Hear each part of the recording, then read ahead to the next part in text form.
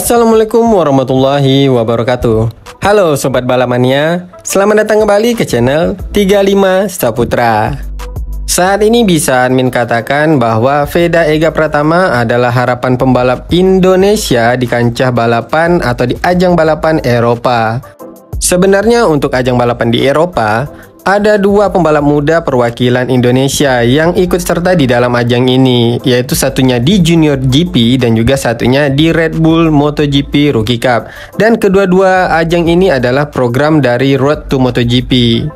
Dan lagi kedua pembalap ini adalah pembalap binaan dari Astra Honda Racing Team atau Astra Honda Indonesia ya. Jadi memang untuk pembalap muda Indonesia yang mewakilkan atau mewakili Indonesia lah di ajang balapan Eropa sampai di kejuaraan dunia, untuk saat ini baru yang terorbit adalah dari Honda.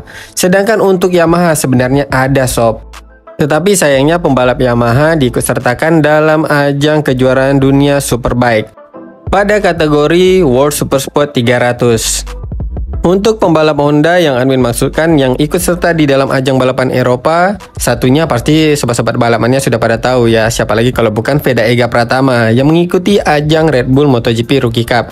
Dan yang satunya lagi ialah Fadilah Arbi Aditama yang sebelumnya di musim sebelumnya ikut serta di ajang Red Bull MotoGP Rookie Cup, tetapi tahun ini digantikan oleh Veda Ega Pratama. Jadi untuk Fadilah Arbi Aditama kali ini di musim 2024 mengikuti ajang Junior GP. Tetapi sayangnya dari ronde pertama atau dari seri pertama ajang Junior GP, Fadilah Arbi Aditama harus menepi atau tidak bisa mengikuti ajang ini karena cedera yang ia alami saat Fadilah Arbi Aditama melakukan latihan flat track untuk mempersiapkan dirinya menghadapi ronde pertama Junior GP. Tetapi malah Arbi Aditama ini tidak bisa mengikuti ronde pertama akibat cedera pada saat latihan flat track tersebut. Bahkan sampai ronde kedua Junior GP bergulir, Arbi masih dinyatakan tidak fit untuk bisa mengikuti ajang ini. Sehingga sudah dua ronde di ajang Junior GP, Arbi harus absen. Oleh karena itu admin katakan untuk saat ini hanya Veda Ega Pratama satu-satunya harapan pembalap muda Indonesia di ajang balapan Eropa. Apalagi melihat track record Veda Ega Pratama dari ronde pertama di ajang Red Bull MotoGP Rookie Cup sampai ke ronde kedua yang baru saja bergulir di Le Mans Prancis, performa Veda Ega Pratama mengalami peningkatan. Padahal ini baru tahun perdana Veda Ega Pratama balapan di Eropa di ajang Red Bull MotoGP Rookie Cup. Di ronde pertama hanya satu kali Veda Ega tidak finish, yaitu di race pertamanya karena Veda Ega terjatuh.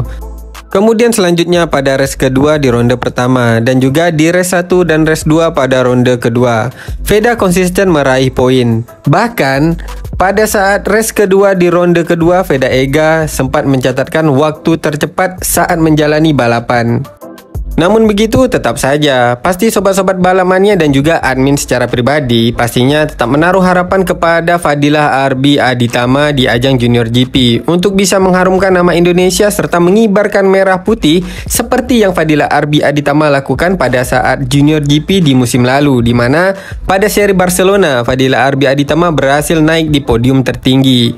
Dan kali ini di musim 2024, admin secara pribadi juga berharap Fadilah Arbi Aditama dapat mengulang prestasinya pada saat ia balapan di Barcelona di Junior GP pada musim lalu. Akan tetapi sampai saat ini masih belum ada konfirmasi apakah di ronde ketiga Junior GP Fadilah Arbi Aditama akan dapat mengikutinya. Tetapi dilihat dari media sosial Junior Talent Team, yang mana ini adalah tim tempat Fadilah Arbi bernaung untuk ajang Junior GP. Tampaknya Fadilah Arbi Aditama diberikan lampu hijau untuk mengikuti ronde ketiga ajang Junior GP. Apalagi ini dilaksanakan di sirkuit Barcelona di Catalunya, di mana pada musim sebelumnya seperti yang Amin katakan tadi, Fadilah Arbi meraih podium tertinggi di sirkuit ini pada ajang yang sama. Tetapi menurut admin hal ini cukup berat untuk diulangi kembali oleh Fadilah Arbi Aditama karena Fadilah Arbi Aditama sudah melewatkan ronde pertama dan juga ronde kedua di ajang Junior GP. Walaupun Fadilah Arbi Aditama ini sudah mengikuti tes pramusim untuk Junior GP, tetapi ia belum mengikuti race sama sekali di musim ini. Tentu saja walaupun ia memiliki data-data pada musim lalu, yang terpentingnya adalah sensasi pada saat ia mengikuti balapan. Dan untuk rival-rival RB di ajang Junior GP ini, setelah mereka mengikuti ronde pertama dan juga ronde kedua, tentu saja mereka sudah memiliki cukup data mengenai tunggangannya maupun tentang sensasi balapan yang mereka ikuti. Tentu saja hal tersebut akan memberikan motivasi lebih kepada rival-rival RB pada ajang Junior GP ini dalam menghadapi ronde ketiga ajang Junior GP di Barcelona. Dan lagi, dari 2 ronde ajang Junior GP yang sudah diselenggarakan di musim 2024 ini, rata-rata pembalap yang bertarung di barisan depan atau pembalap yang selalu berada di barisan depan didominasi oleh pembalap yang menggunakan motor dari KTM, sedangkan pembalap lainnya yang menggunakan motor dari pabrikan sayap tunggal yaitu motor Honda, tampaknya hanya 1 dan 2 saja yang bisa bersaing di barisan depan. Seperti yang kita ketahui, RB di ajang Junior GP ini dibekali tunggangan dari pabrikan sayap tunggal yaitu Honda NSF 250R. Dan memang ya, untuk ajang Junior GP ini bahkan di Moto3, tunggangan yang digunakan oleh pembalap-pembalap di ajang tersebut hanya 2 pabrikan saja, yaitu dari KTM dan juga dari Honda. Tetapi kalau kita lihat di kategori Moto3, ada sih motor dari brand atau pabrikan lain seperti CF Moto. Ini adalah motor pabrikan dari Cina. Tetapi sebenarnya untuk di Grand Prix ini di kategori Moto3-nya, mereka hanya melakukan rebranding. Sebenarnya untuk basic motor yang digunakan CF Moto ini adalah KTM RC250R.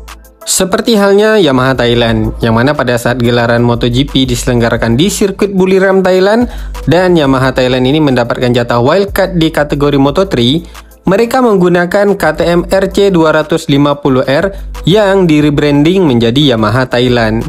Dari pandangan admin, Yamaha Thailand ingin pembalap binaan mereka yaitu dari Yamaha Thailand bisa merasakan bagaimana sensasi balapan dan juga atmosfer balapan di kategori Moto3. Walaupun hanya sebagai wildcard pada saat itu, tetapi tentu saja pengalaman ini akan menjadi pengalaman yang berharga bagi Yamaha Thailand. Karena pada saat itu mereka menurunkan pembalap binaan mereka yaitu Kereta Pat Kian Kum. Kalau melihat keputusan yang diambil oleh Yamaha Thailand pada saat mereka mengikuti kategori Moto3 melalui jalur wildcard pada saat itu di seri Buriram Thailand, admin rasa hal ini juga perlu ditiru oleh Yamaha Indonesia. Karena di kejuaraan nasional banyak sekali pembalap-pembalap muda dan juga pembalap-pembalap binaan Yamaha Indonesia yang bisa diorbitkan untuk mengikuti ajang balapan di Eropa dan nantinya mengikuti program Road to MotoGP seperti ajang Junior GP maupun Red Bull MotoGP Rookie Cup. Kalau di European Talent Cup memang selama ini pembalap Indonesia tidak ada ya yang mengikuti di sini. Karena selama ini yang kita lihat untuk pembalap-pembalap Indonesia yang berlaga di ajang balapan Eropa yang merupakan program Road to MotoGP kemudian naik ke kategori Moto3 sampai ke Moto2, semuanya ini adalah pembalap yang diorbitkan oleh Honda Indonesia melalui tim Astra Honda Racing Team. Jadi seandainya saja nih ada pembalap dari Yamaha Indonesia yang diorbitkan untuk mengikuti program Road to MotoGP seperti di Junior GP, kemudian Yamaha Indonesia ini melakukan rebranding dengan menggunakan motor KTM RC250R. Admin rasa pembalap Yamaha Indonesia atau pembalap binaan Yamaha Indonesia akan bisa tampil kuat karena seperti yang kita ketahui untuk saat ini motor pabrikan atau motor buatan pabrikan Eropa memang sekarang terlihat sangat kompetitif dibandingkan motor buatan dari pabrikan Jepang, baik di kategori Moto3 maupun di kelas utama MotoGP.